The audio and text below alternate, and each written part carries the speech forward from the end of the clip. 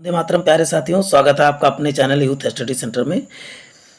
आज हम बहुत ही महत्वपूर्ण 50 वन लाइनर प्रश्न लाए हैं जो जीके के हैं।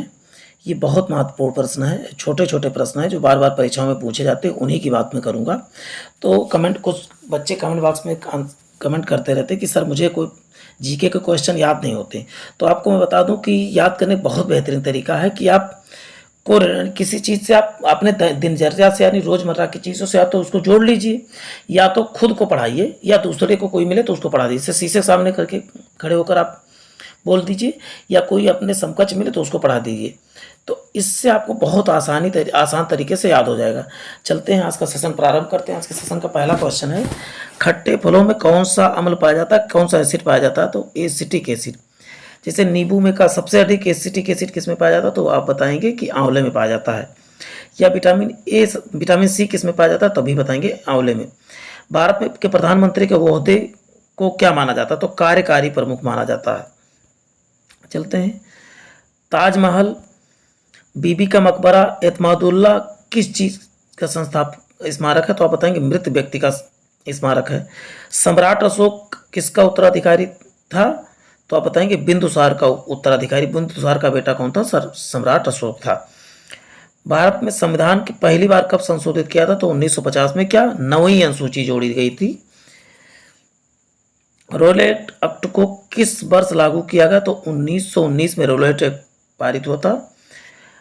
महाराणा प्रताप बुलबुल किसे कहते थे? तो बुलबुल अपने घोड़े चेतक को कभी कभी बुलबुल भी कहा करते थे। चलते हैं, बॉक्सर इवाइंडर हेलीफील्ड को किस नाम से जाना जाता है? तो आपको बता दूं, द रियल डील के नाम से जाना जाता है। चलते हैं, सिंधु घाटी सभ्यता का बंदरगाह कहाँ पर स्थित है? तो आप बताएंगे लोथल में स्थित है सिंधु घाटी सभ्यता का बंदरगाह। चलते हैं, जैन धर्म में महावीर को क्या माना जाता है? तो जैन धर्म में महावीर को वास्तविक संस्थापक के रूप में माना जाता है। मगध के उत्थान के लिए निम्नलिखित में से कौन सा शासक उत्तरदायी? तो आप बताएंगे बिंदुसार उत्तरदायी है। भारत में प्रोफेशनल 2020 क्रिकेट लीग को क्या कहते हैं? तो आईपीएल, इंडियन प्रीमियर लीग कहा जाता है। भारत का राष्ट्रपति कौन है? तो इस समय द्रौपदी मुर्मू है। चलते हैं, नेक्स्ट देख लेते हैं,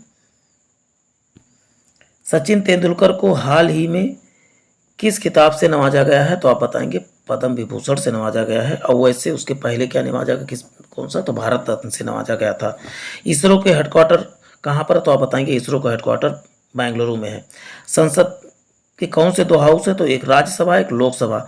राज्यसभा को वृद्धों का सदन भी कहा जाता है, बूढ़ों का सदन, जबकि लोकसभा को लोकप्रिय सदन कहा जाता है।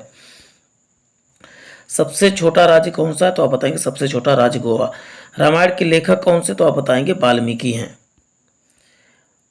भारत में ब्लू सिटी के नाम से किस शहर को जाना जाता है? ब्लू सिटी के नाम से जोधपुर को जाना जाता है। तो जोधपुर कहाँ पर है? तो आप बताएंगे राजस्थान में। भारत में कौन सा नोट इशू करने का सिस्टम है? नोट जारी करने का सिस्टम क्या है? मिनिमम रिजर्व प्रणाली है, न्यूनतम आरक्षित प्रणाली। चलते हैं, भारत के संविधान में कितनी परसेंट में भाषाएं? 22 है। और संविधान जब बना था कितनी थे? तो 14 भाषाएं थी। बनते समय कितने थे? मूल संविधान में कितनी भाषाएं? तो 14 भाषाएं थे। भारत की किस राज्य की आबादी सबसे ज़्यादा है? तो इसका उत्तर हो जाएगा, आबादी सबसे ज़्यादा है तो उसका उत्तर हो जाएगा यूपी यानी उत्तर प्रदेश हो जाएगा। मिल्खा सिंह को क्या कहा जाता है? तो फ्लाइंग सिख ऑफ इंडिया कहा जाता है।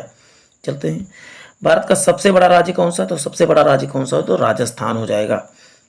भारत में कितने राज्य और कितने यूनियन टेरेटरी हैं? तो 28 राज्य हैं और 8 यूनियन टेरेटरी है। 28 राज्य और 8 यूनियन टेरेटरी है।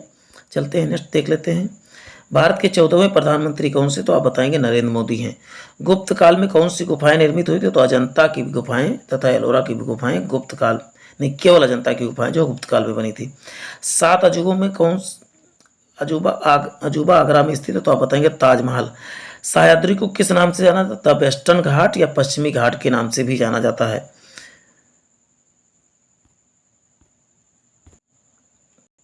सबसे पुरानी श्रृंखला कौन है? भारत की सबसे पुरानी श्रृंखला कौन से? तो आप इसका उत्तर बताएंगे, इसका उत्तर हो जाएगा अरावली पर्वत श्रृंखला है।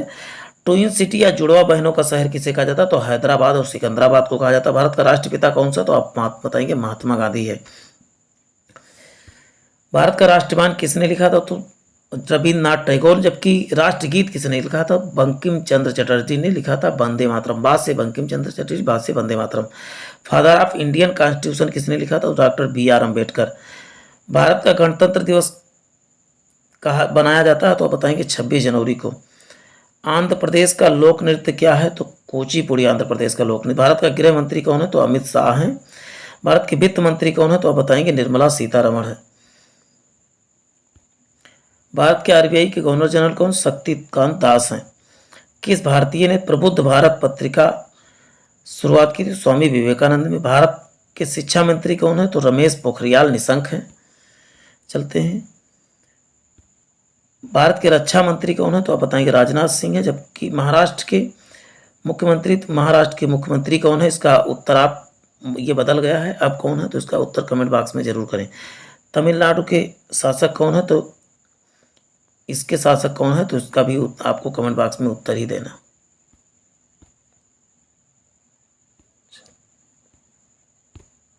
चलते हैं, नेक्स्ट देख लेते हैं। दुनिया में 2020 में 22वीं महामारी कौन सी थी? तो आप बताइए कोरोना वायरस। फेसबुक के संस्थापक कौन है? तो मार्क जुकरबर्ग हैं। भारत का पहला फोन कब लॉन्च हुआ? तो 1995 में। लेवरेज इजू के संस्थापक कौन? अक्षय चतुर्वेदी हैं। सीए का फुल फॉर्म क्या होता है?